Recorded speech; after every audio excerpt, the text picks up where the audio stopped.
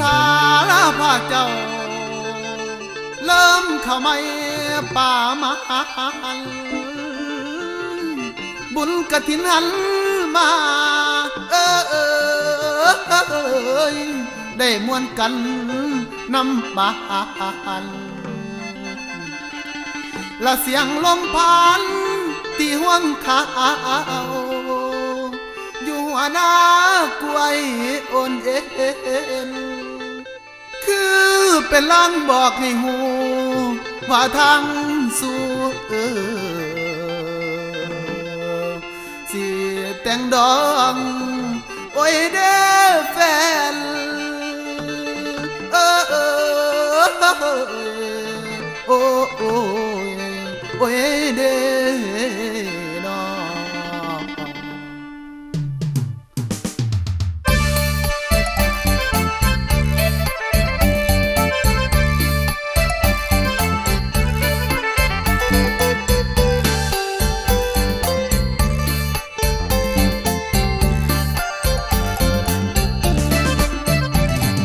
จะบ่หน้าเลยเคยบอกอ้าย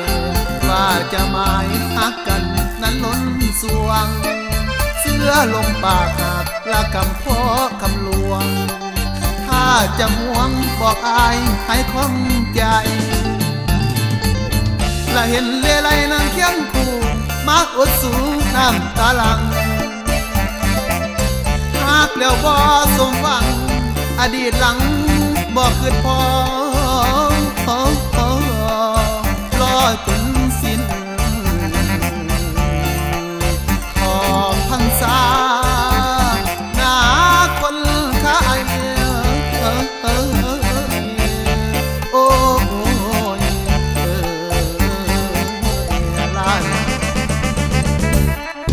น้ำตาหลักเมื่อความหวังนั้นสิ้นสูญน้องท่าลุ่นหัวใจอายได้ลงน้องเคยบอกว่าหาใจพักแล้วบอกมันคงอยู่ใส่คำว่าประสงค์แล้วล้นลงเหมือนใบตาแบนนั่งมาแก่นหัวใจเคยแข็งสั่งมาอีกก่อนเป็นย้อนไผจึงได้เดือดร้อนขอให้คิดเอา